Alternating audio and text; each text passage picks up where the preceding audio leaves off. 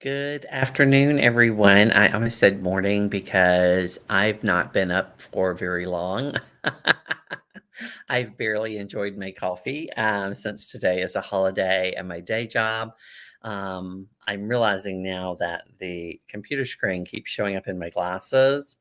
But that's just something I'm gonna have to live with this morning because this is a week that I had planned to take off from YouTube and from my tarot practice and just take care of myself.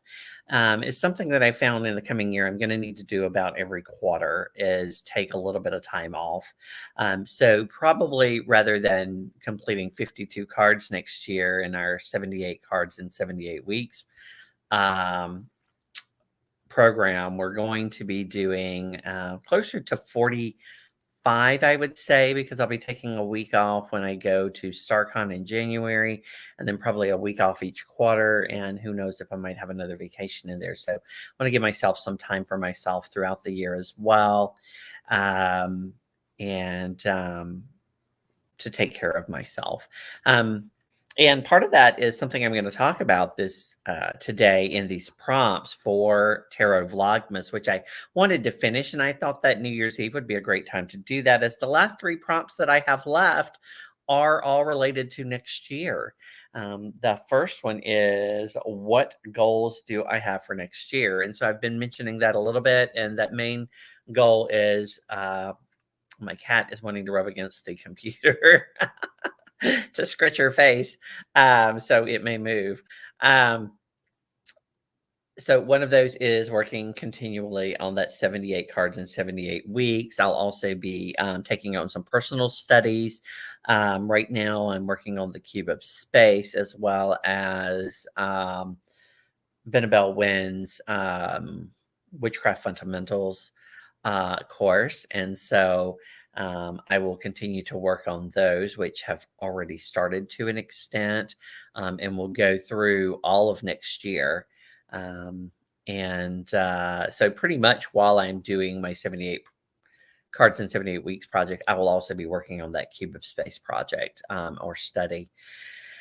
Um, and related to that, like I said, I have discovered that I do need some time down every once in a while. So, about every 3 months, I'll take some time off to take care of myself and my kids and my house and life in general.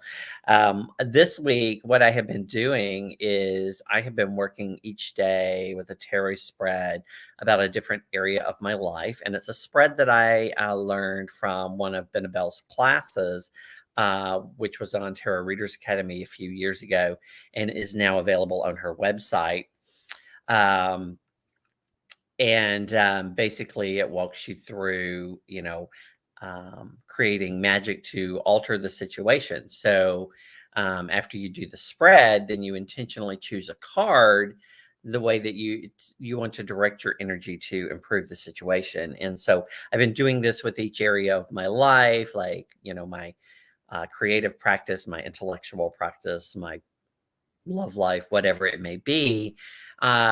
And the interesting thing that happened was the first 2 days, my magic card, I ended up with the same card. And I thought, well, that kind of makes sense because the thing I'm trying to change has sort of the same energy. I was trying to change this energy of a six. And so I naturally chose the chariot, which is a seven. And then when I did the third day and I also got the chariot, I was like, well, maybe I'm not looking at this right, or maybe my questions are poorly phrased or something. And so when I did the fourth day yesterday, I intentionally phrased my question in a way that I didn't think the chariot would be the answer to resolving my situation or improving my situation. And after drawing the cards for my spread and evaluating them and working with them, it was the chariot again. So one of the things I've discovered about the chariot this week as I've been working with it is that it's not just about control and about free will, but there's also this idea there that sometimes we have to she just gets affectionate when I'm in front of the camera.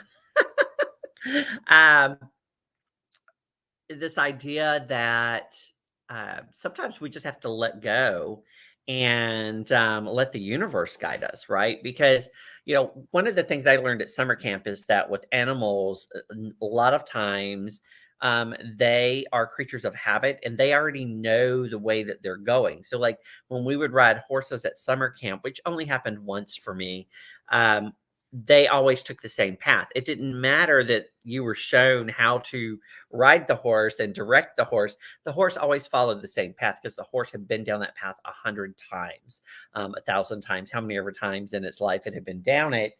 And so sometimes you just have to let go and let the one pulling you in your direction, the universe, the divine, the horses, the sphinxes, whatever they may be, guide you. And that's kind of the impression I'm getting from all of my readings is that, I just need to move forward.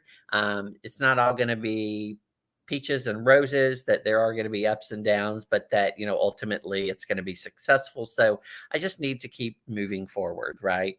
And, sometimes I just have to let things continue to go without my control, right? Just let the universe flow, as it were. Um, and so, yeah, I'm kind of excited about getting back into things next week and studying our next card after we talk about the Queen of Wands on Sunday. Um, so day 30 in the Tarot Vlogmas challenge was what should you leave behind? And I'm not 100% sure what kinds of things I'm going to be leaving behind. I actually started my new year in October. So this is kind of like that 3 month point where I'm like ready to give up on my resolutions and all, but I'm going to kind of like take this opportunity to breathe and to start it again, right?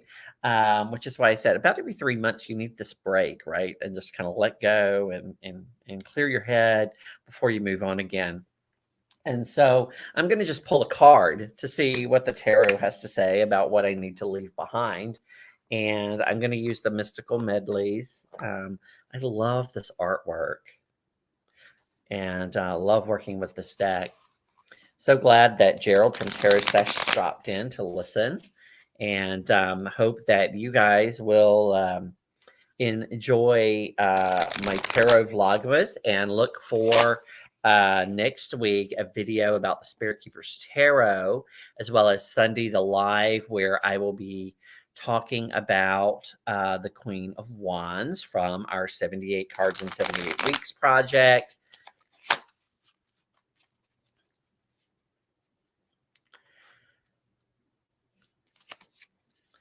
All right. So, what should I leave behind, Tarot? What should I leave behind? This is so funny because it is the card which represents next year, the lovers. So, yeah. So I think for me, the thing that I need to leave behind is the idea that I constantly need to be making decisions, right? Sometimes I have to just let things go, right? Let them flow the way that they're going to flow. I need to move past this energy right here of choice, of decisions, of thinking that I have to put a direction into my life and move towards that chariot energy and let the universe pull me forward, right? Um, which we talked about earlier. So it's amazing. And we're using a different deck now, and in fact, I generally, when I do readings over the course of a week or two, I get the same energies from all of my decks, like the same messages as I'm reading about different topics. And so this week, that message certainly has been to move from this idea of sixes of balance, of stability, of just being content, to that energy of the sevens of moving forward, of letting the universe pull me through, so to speak. The final prompt for Tarot Vlogmas 2021 is what will you manifest in 2022? And I'm going to also pull a card for that because We've talked a lot about my 78 cards and 78 weeks project, and but perhaps there's something that I'm not seeing, something that's going to happen in 2022 that will be exciting. And let me just pull a card and share that. Some of these prompts I felt like really gave way to pulling a card, while others were more about speaking from the heart, which I enjoy doing. All right, and I got the Two of Pentacles as what I'm going to manifest. And so I'm thinking probably the idea of balance or karma. I'm going to get what I sow, so to speak. What I put in is what I get out. Hence that kind of energy I keep getting from the universe this week, that I just need to move forward and do the things that I want to do and that I enjoy doing, and they're going to produce result, right? It should be interesting going into 2022. It seems like we're back where we were in March of 2020 at the moment. Uh, Despite 2 years now of working at this um, universal issue we're facing. Um, but I'm guess I'm getting a little bit more comfortable with being at home and with doing the remote thing, getting to spend time with people periodically online. That's, I tell you, the most fun I've had in months was on Tara Stash's chit chat the other night. I apologize for making it over 18, but it was a slip of the tongue, right? Which we had a lot of fun with. I needed a good laugh, and it was a lot of fun. So, if you haven't seen that, pop on over and watch that over on Tara Stash's channel. And until next time, everyone, good journeys and happy 2022.